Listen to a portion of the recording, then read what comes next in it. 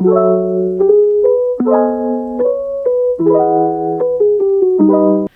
semuanya, balik lagi sama kita di Pipot Phoenix Podcast. Yeay!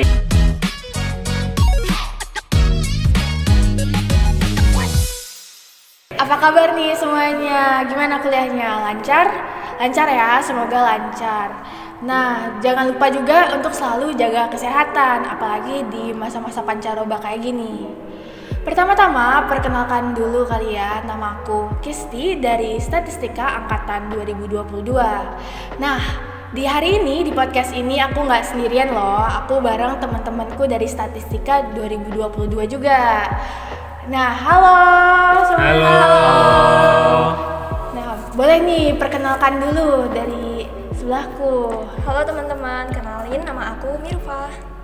Halo semua, kenalin nama aku Zumin. Halo pendengar-pendengar semuanya, kenalin nama aku Mahathir. Halo, kenalin aku Dimas. Wah, halo. Halo, keren. Nah, kalian tuh lagi sibuk-sibuk apa sih sekarang akhir-akhir ini selain perkuliahan nih?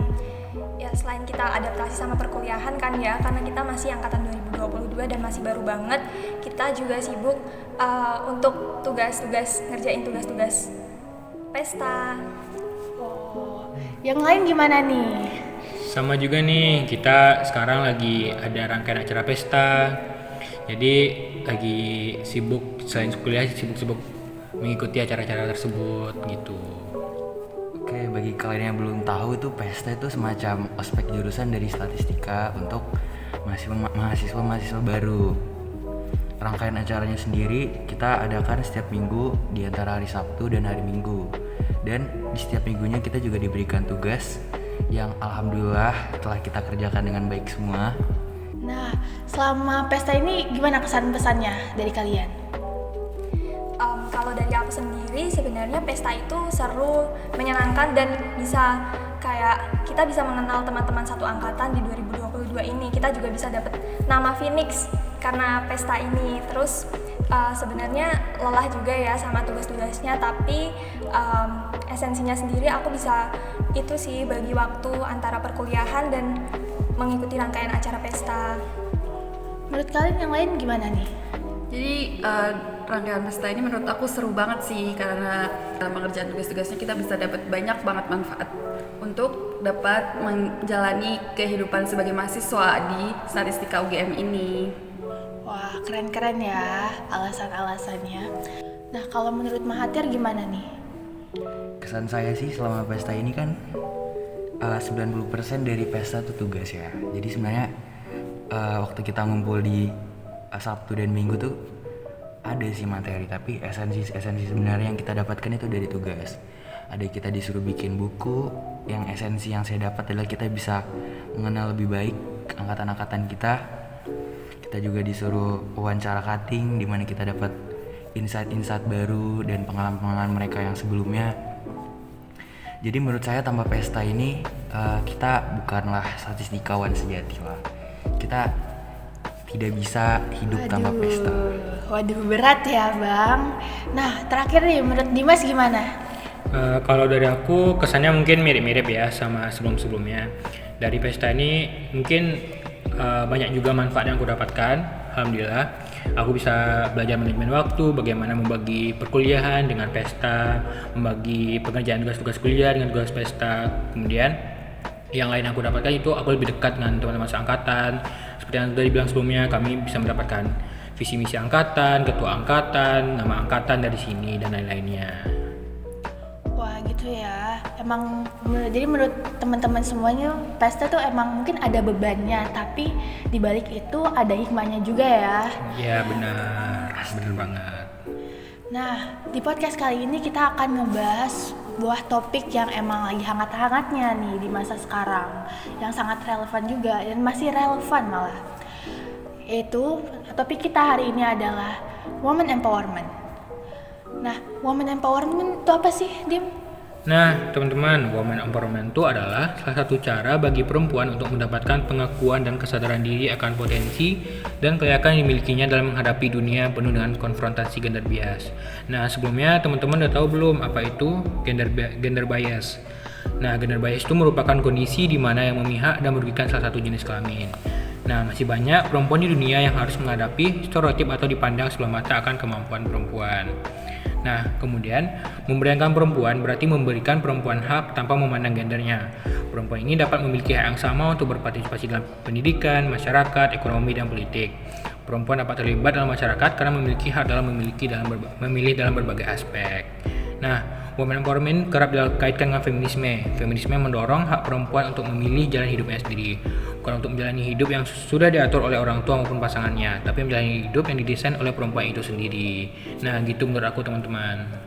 Oh gitu ya, artinya woman empowerment tuh sebuah gerakan untuk memperjuangkan dan meningkatkan status wanita di kehidupan sosial, di dalam bidang pendidikan atau dalam pemerintahan dan sebagainya ya. Benar sekali. Nah, gerakan itu tuh awalnya asalnya gimana sih? Jadi gini nih teman-teman, kalau kita sebutkan kata women empowerment dalam sejarah Indonesia pasti akan muncul nama Kartini dan Cut Nyak nih. Nah sebenarnya awal muncul gerakan ini tuh awalnya gimana sih? Jadi awalnya tuh dimulai dari keterbatasan partisipasi perempuan dan akses terhadap hak warga negara yang berbeda antara kaum laki-laki dengan perempuan dan menimbulkan sebuah gerakan yang menginginkan kesetaraan. Nah istilah ini mulai dikenal pertama kali pada abad ke-18 nih. Saat itu organisasi-organisasi perempuan mulai berkembang di daerah seperti Eropa, Amerika Utara, Selandia Baru, dan Australia. Para perempuan ini menuangkan isi pikirannya dalam bentuk tulisan seperti autobiografi dan memori. Nah, kalau di Indonesia sendiri, perjuangan perempuan tuh muncul mulai dari masa R.A. Kartini. Jadi gitu. Wah, artinya udah dari lama banget juga ya. Mungkin kalau di Indonesia sendiri udah lebih dari 1 abad kali ya. Nah, kenapa menurut kalian gerakan ini tuh penting banget? Nah, kalau menurut aku sendiri, kenapa women empowerment itu penting banget? Karena yang pertama, women empowerment itu mendukung pengembangan masyarakat luas melalui kesetaraan gender. Nah, seperti kita tahu, gender tidaklah seharusnya menjadi faktor penentu yang membatasi seseorang perempuan untuk bisa menjadi bagian dari dunia kerja atau lingkungan masyarakat. Nah, bila kini pria sebagai koki juga mampu memasak, layaknya perempuan dan dipandang secara positif, lalu kenapa perempuan tidak mendapatkan pandangan yang sama saat mereka melakukan pekerjaan yang biasanya dilakukan pria selama bertahun-tahun? Kemudian, yang kedua, women empowerment itu juga mengurangi praktik kekerasan dalam rumah tangga. Ketika perempuan sudah berposisi di bawah dari derajat laki-laki, maka tidak menutup kemungkinan bahwa kaum laki-laki mulai melakukan berbagai perlakuan seperti eksploitasi seksual dan kekerasan dalam rumah tangga. Maka dari itu, sangat penting bagi kita para perempuan dalam memahami apa saja tindakan yang tepat dalam melawan perlakuan hal yang semacam ini. Nah, yang terakhir ini, kenapa women empowerment itu penting? Karena women empowerment itu membangun perekonomian perempuan. Sebab perempuan itu juga bisa loh mandiri dalam segi ekonomi. Nah, kita kan bukan berada dalam zona yang masih memakai stigma kuno, di mana perempuan lebih rendah dan tidak memiliki otoritas apapun dalam dinamika industrial. Bahkan pemberdayaan perempuan saat sekarang sangat terlihat signifikan dalam dunia pekerjaan. Ini membuktikan bahwa perempuan juga bisa mandiri dan tidak hanya bergantung kepada suami dalam hal ekonomi. Nah, jika masalahnya berada pada kekhawatiran terhadap pekerjaan rumah tangga, masih banyak loh pekerjaan yang bisa dilakukan sembari melakukan pekerjaan rumah dan mengurus anak seperti jualan online, content writer, trader, dan investor, dan juga lain sebagainya. Wah, bener juga ya, bener-bener. Emang gerakan ini tuh penting banget buat perempuan-perempuan. Banyak hal positif yang bisa didapetin perempuan-perempuan dengan adanya gerakan ini. Namun kalau saya lihat sendiri gerakan women empowerment ini kurang relate sama saya. Soalnya mungkin karena saya masih di bangku kuliah dan di bangku saya masih menjadi mahasiswa, saya belum melihat ketidakadilan dari gender. Mungkin nanti kalau saya sudah kerja mungkin ada kesetimpangan di dalamnya. Tapi untuk sekarang menurut saya women empowerment ini kurang penting. kalau kalian bisa lihat sendiri di sini, mahasiswa perempuan dan mahasiswa laki-laki tuh semuanya sama, dan tidak ada yang diuntungkan dan tidak ada yang dikurangkan. Dosen-dosen sendiri juga tidak mencondongkan siapa yang lebih pintar antara laki-laki dan perempuan. Semua adil, semua sama, tidak ada yang di atas, tidak ada yang di bawah. Jika kalian mempunyai karakter, kalian mempunyai skill, menurut saya sendiri kalian bisa menjadi pemimpin.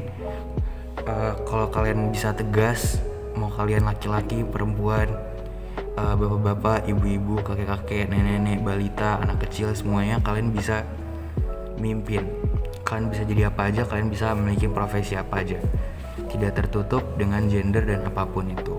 Kamu tuh bisa berpikir begitu karena mungkin di lingkungan kamu orang-orangnya udah sadar banget sama women empowerment. Nah, sayangnya banget nih di luar sana masih banyak loh orang-orang yang masih menjunjung tinggi patriarki dan merendahkan perempuan. Nah, misalnya aja kayak waktu aku zaman SMP nih, waktu pemilihan ketua OSIS, itu kan ada calon yang juga cewek, teman aku. Tapi teman-teman aku yang lain yang juga cewek, dia itu memandang sebelah mata teman aku yang mau jadi calon ketua OSIS ini. Karena mereka menganggap bahwa perempuan itu lebih mengedepankan emosional dan perasaan daripada pikiran dan akal rasional. Jadi, di sana teman aku kalah dalam pemilihan ketua OSIS karena mereka tidak mendapatkan suara, bahkan dalam sesama perempuan sendiri. Gitu. Bener banget tuh, emang women empowerment tuh sepenting itu ya teman-teman. Nah, sekian dari kami, tapi sebelumnya kita mau tahu nih pendapat kalian tentang women empowerment. Kalian bisa komen di bawah sini mengenai pendapat kalian mengenai women empowerment. Sampai jumpa di episode People selanjutnya. Dadah!